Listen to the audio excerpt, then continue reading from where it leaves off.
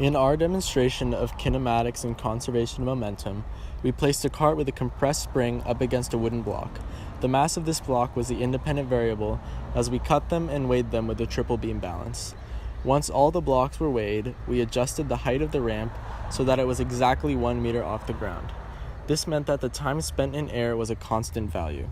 The mass of the cart was also measured, and the speed of the cart was the dependent variable, measured by a Bluetooth app that connected with the cart and produced a velocity versus time graph. Using the principle of conservation of momentum, we solved for the horizontal component of velocity of the block and used kinematics to solve for the distance it would travel.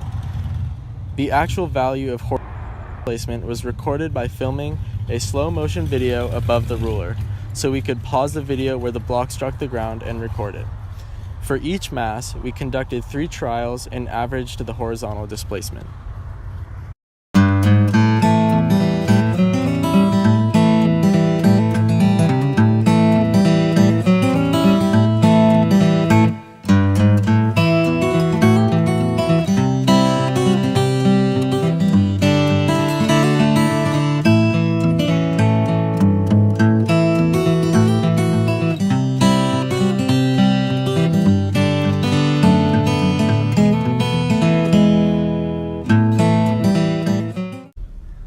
In this 2015 question, we see the College Board describing 2 identical spheres are released from rest at time t equals 0 from the same height h as shown above.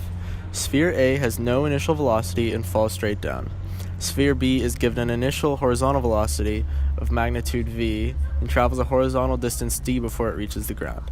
The spheres reach the ground at the same time t f, even though sphere B has more distance to cover before landing. Air resistance is just negligible.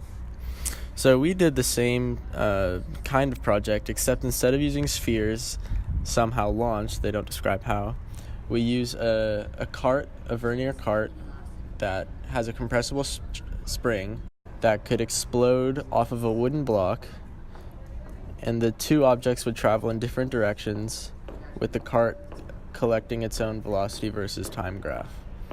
We used conservation of momentum to solve for the velocity of the wooden block and then calculated its horizontal displacement. Part C, they ask about why they reach the ground at the same time, and that's the principle of the acceleration due to gravity, which we also used in our calculation because with a known height and a known acceleration due to gravity, because we're on Earth, we can solve for the time in air it'll take for the block to land on the ground, and using that time and its initial horizontal velocity, we can calculate for the distance d, or the horizontal displacement, off of the table.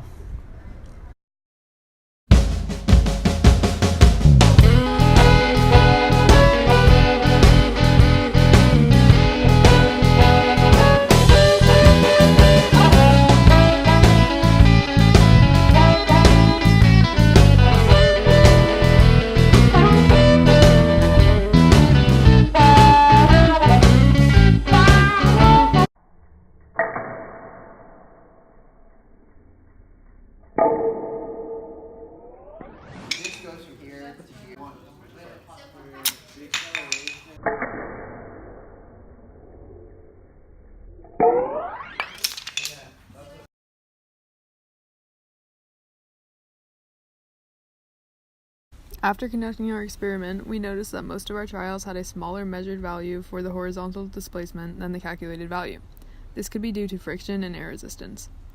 Friction between the surface of the wooden stand and the wooden block would account for a smaller than calculated velocity for both the block and cart.